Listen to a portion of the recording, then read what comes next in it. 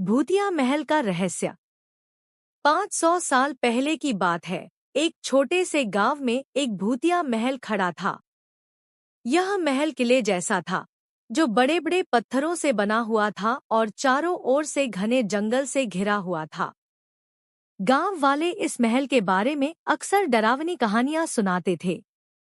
कहते थे कि महल के भीतर एक खून खराबा हुआ था और अब वहां के भूतमशालियों का वास था।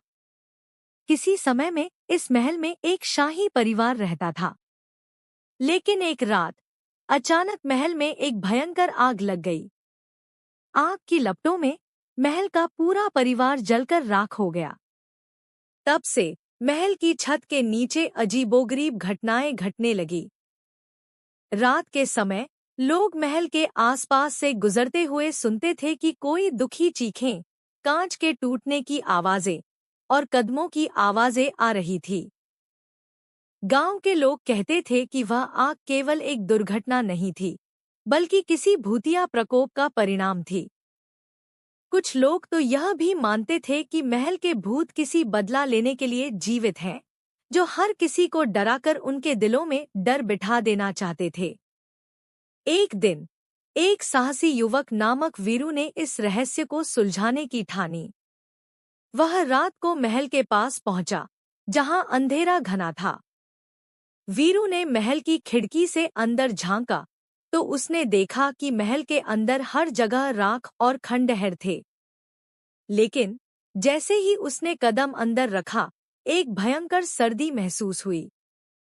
फिर अचानक चारों ओर से कांच के टुकड़े गिरने लगे और एक दर्दनाक चीख उसकी सुनाई दी। वीरू डर के बजाय आगे बढ़ता गया। जब वह महल के मुख्य कक्ष में पहुंचा, तो उसने देखा कि एक भूतिया आकृति सामने खड़ी थी। वह आकृति शाही परिवार की एक महिला का रूप था, जो मृत हो चुकी थी, लेकिन उसके चेहरे पर दर्द और गुस्से के भाव थे। तुम यहाँ क्यों आए हो? वह भूतिया महिला बुरी तरह चीखी।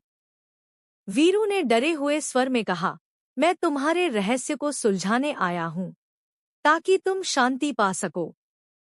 महिला ने उसे घूरते हुए कहा, मैं और मेरे परिवार का खून इस महल में बहाया गया है। हम किसी के हाथों मारे गए थे और अब हम इस दर्द से मुक्त नहीं हो सकते। यदि तुम हमारी मदद करना चाहते हो, तो इस महल की मिट्टी को हमारी आशीर्वाद से पवित्र करो। वीरू ने निडर होकर महिला की बात मानी और महल के चारों ओर सच्चे दिल से प्रार्थना की। जैसे ही वह प्रार्थना पूरी हुई, भूतिया महिला की आकृति धुंध में बदल गई और महल के अंधेरे को शांति ने घेर लिया।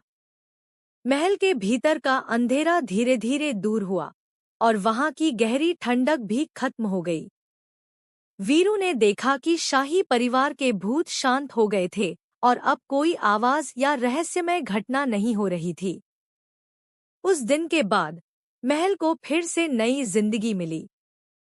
गांव वाले इसे अब पवित्र महल कहते थे और वीरू को एक नायक के रूप में सम्मानित किया गया। लेकिन कोई यह नहीं जानता था कि वह शाही परिवार आज भी कहीं आसपास ही था और उनका दर्द हमेशा के लिए इतिहास का हिस्सा बन चुका था। यह कहानी इस बात को याद दिलाती है कि कोई भी दुख अगर न सुलझे तो वह भूतिया रूप ले सकता है, लेकिन अगर दिल से सही कदम उठाया जाए तो शांति वापस लौट सकती है।